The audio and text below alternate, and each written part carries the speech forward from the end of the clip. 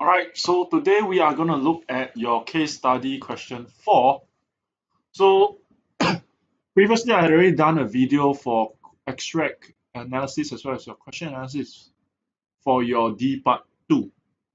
So today I'll just address the question and answer. So if you have any questions, feel free to let me know.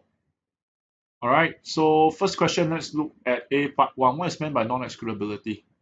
Use an example to illustrate your answer. So we want you to refer to extract 1. Okay, please take note of the keyword here. So what is non-excludability? So it has got to do with whether you can exclude those who pay or don't pay from consuming the good lah. So in this case, when we talk about non-excludability, what we mean is that no one can be excluded from the consumption of the good. And because of this, it makes it difficult to then restrict access to the good based on price only. So an example here can be any example using your public good. So in this case here, we can talk about national defense. So national defense, once we have provided, whether those who paid or those who do not contribute to the payment, they still enjoy being protected. Therefore, there is this issue of free ridership, resulting in the concealing of demand for goods. All right, so that's A part 1. So define what non-excludability mean and then use an example. For example of a public good in national defense, you can see how, all right, those who do not pay, they can also enjoy the good. So the problem of free ridership comes about lah, because people can conceal their demand. All right, so A part 1 quite straightforward. Now we look at A part 2. Why the operation of a free market will lead to over provision of goods that generate negative externalities. Okay, so down here, what you need to do is you want to talk about negative externality. Okay, you can talk about overproduction or overconsumption. So in this case here, negative externalities, it gives rise to external costs. And who is this imposed on? This is imposed on your third parties. Who are these third parties? They are not involved in the consumption and production of the good. So you can use examples such as cigarettes. All right, in the case of cigarette smoking, external costs here, healthcare costs, and loss of income due to health issue caused by your secondhand smoke. All right, so please take note, this question here wants you to explain why free market will lead to over provision. So this is not done. This is just you explaining the third party cost. All right, you need to then follow up with the fact that there is this external costs incurred. So your MSC is actually greater than your MPC. So because of this causes what we know as a divergence. All right, and you can see this divergence exhibited here. This is your MPC. Yeah? Okay, you can see that there's a divergence between your MPC and your MSC because of the presence of MEC. So if there's no government intervention, all right, where your market will consume at is MPC equal MPB, which is QP. However, you know that societal optimal is where MSB equal MSC, which is QS. So there is actually an overconsumption of QS-QP unit. And this QS-QP unit causes a deadweight loss of area A, B, and C. All right, so you need to have this following part in order to score the 4 marks. And this is something that I have actually shared with you, the step-by-step. If you use your step-by-step, it should help you in addressing and answering this question. All right, so please take note of that. Moving on, let's look at question B. So question B here, what we have the data, we have figure 1. So figure 1 shows us the total number of visits to publicly funded museums in England from the period of 2002, 2003 to 2011, 2012. All right, so we are asked to summarize the data, all right, between this period. So if you look at the data, you can see that it is generally increasing. All right, so it has been on an increasing trend. All right, and then out of this year, okay, you can see that there's actually an anomaly, and it's quite clear this anomaly happens 2005, 2006, whereby there is actually a dip. Okay, so this is the slight dip in number. So this is 1 mark, and this is 1 mark. All right, so very straightforward question here. Okay, so next question we have with the use of a diagram, use demand and supply analysis to explain the likely consequence of a recession on the markets for visits to museum that charge an admission price. So what is this posting us on? All right, so we have recession. We want to see the likely consequence on market. Market means you need to give P and Q. All right, so what will happen when you have a recession? So what is a recession? Recession, if you do not know, it means 2 or more consecutive quarters of negative economic growth. Negative economic growth here is talking about, when we talk about negative economic growth, we're talking about fall in GDP or your real national, or your real national income. And this is something we'll learn more about in J2. But when we talk about recession, I think what is important to come to mind is fall in GDP. Recession here means that there's a fall in GDP. So fall in income. So when there's a fall in income, what will happen? You can see here that your demand will actually decrease from D1 to D2. All right, and you need to explain it properly. When we mentioned about falling income, we want to link it to purchasing power, remember? And this is a 4 mark question. So I think you need to know that we want to talk about adjustment process here. All right, so a recession here, likely what it will do is it will lead to demand to fall. All right, because purchasing power fall, assuming your visits to museum, all right, they are normal goods. So falling income, demand here will fall. All right, we will see a fall in purchasing power. So assuming that they're normal good, this will cause demand to fall from D1 to D2.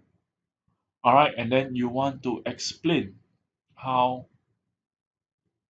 your adjustment process. Okay, I have emphasized about the importance of our adjustment process. So please, I have mentioned the last lesson, you better have this adjustment process. All right, at original price, in this case here, there will be a surplus. All right, surplus is this portion here. Because of surplus, there's a downward pressure in price. So as price decrease, your quantity demanded actually increase, your your QS here decrease, your QD actually increase here. This is your QS, this is your QD. QD go this way, QS go this way. So QS decrease while QD increase. All right, and this will happen until they meet again at this point here, Q2 and P2. All right, this is how you get your 4 marks. So please take note of the importance of the adjustment process. All right, let's look at question D, D part 1. Explain why subsidy might be used if it decides that a visit to a museum is a merit good. So why is it that a subsidy might be used if visit to a museum is a merit good? So this is talking about policy question. So why is it supposed to be used? So down here you want to talk about the positive externalities that comes about. All right, so when the government deems it as a merit good, that must be because there is the presence of positive externality as well as this info failure. All right, so remember, merit good, you want to talk about the two sources, positive externality and info failure, the underestimation of the private benefit. So external benefit here are enjoyed by third parties who do not directly consume your museum services.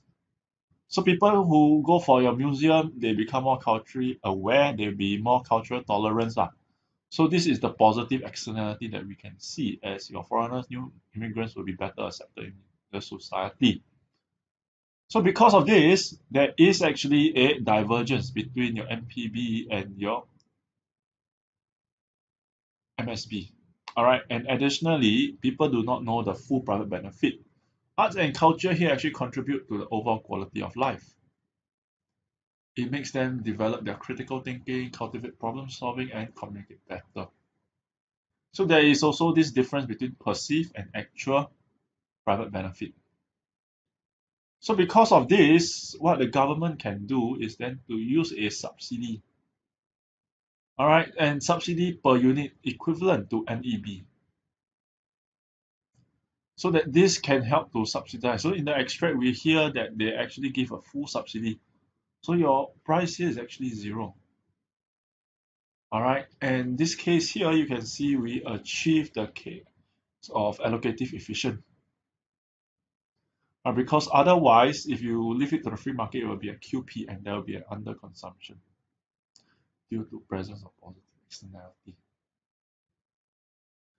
All right, and they will only consume at a QP, as we have mentioned. Societal optimal level is actually QS, so subsidy here will shift your MPC. Sorry, this is not MS, this is MPC to MPC star. All right, let me address this.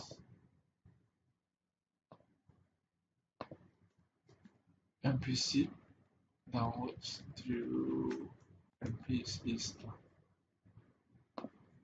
All right, and in this case here, the subsidy is given to your museum, so it lowers cost of production. So this pass down to consumer in terms of lower price. So sorry, this one should be MPC star. Okay, this one here should be MPC star. All right. So subsidy here can help to get rid of your deadweight loss. All right, deadweight loss of area A, B, C. Okay. All right. This question here, D part 2, last question. Discuss the view that subsidies are not the best way. So your thesis here is they are not the best way, or it could be they are the best way, and then your antithesis will be they are not the best way. Vice versa lah. All right. So discuss. When we talk about best way, I think it's important you know that we are comparing against policies lah. So are they the best way? If not, why? So down here, thesis here, you can say that they are not the best. Antithesis, they can be the best, or you can switch it the other way around. Up to you. At the end of the day, we want to see both arguments. All right, so thesis here to argue that it is not the best way. Why? All right. Earlier, we talked about the use of subsidy, and we wanted to subsidize by MEB per unit. But government may not have necessary information, and this can lead to government failure. Because government, if they subsidize, they over subsidize or they under subsidize, then this could result in too much and in another problem altogether. So example here, they may overestimate the level of QS and too much subsidy is given. So if too much subsidy is given, all right, then your museum visit here actually go beyond optimal level of QS and goes down to Q1. This can cause a deadweight loss. All right, so this is of course you can see the deadweight loss. Area ABC versus your area DAE. Huge difference here. All right, so therefore, in this case here, subsidies are not the best way. Because if I give subsidy, especially the case of full subsidy, and I don't have the necessary information, please take note, necessary information.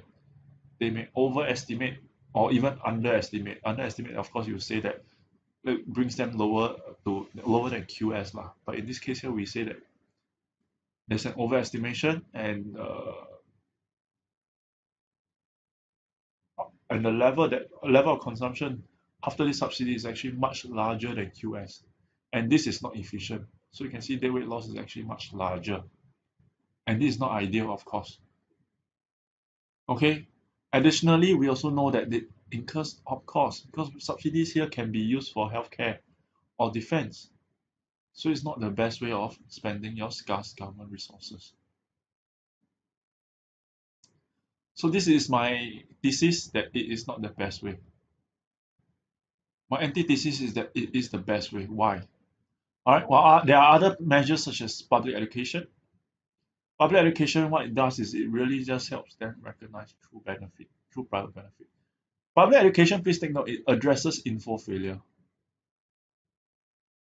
Okay, but it does not address this positive externality directly. It's not a direct effect. So that's why subsidies here could come in handy. And they are indeed handy when it comes to addressing this positive externality. Okay, because your public education, it requires time. All right, and it may also result in wastage of resources. Okay. Government can continue to give subsidies to lower the price of admission. It may not necessarily be one that is free lah. It could be partial subsidy. So partial subsidy, what it does, okay, again, this one should be NPC star. All right, what it does is that it will, this one is NPC star. All right, so what it does is that it would actually lead to the shifting of your NPC curve downwards to the new NPC prime NPC star. So instead of consuming here, your market will consume at QS. So your deadweight loss will also be eliminated in this case, in this instance. All right. So conclusion here, subsidy is not the best if it actually strain your government budget.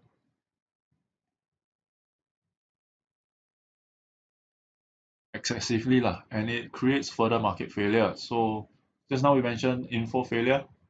If I don't have necessary info, the government may not know how much subsidy to give. They may over subsidize, which could lead to overconsumption. So that is also not ideal, as that could lead to a bigger deadweight loss than if there's no government intervention at all. All right. However, if conditions such as availability of information is met, then it can appropriately make use of subsidy to increase consumption. All right, but usually we don't just advocate for subsidy. We want governments to complement it. So ask for them to use a combination of policy to address the necessary problems. All right, so that's the end of today's video. So I hope you have a better understanding. And if you have any questions, feel free to let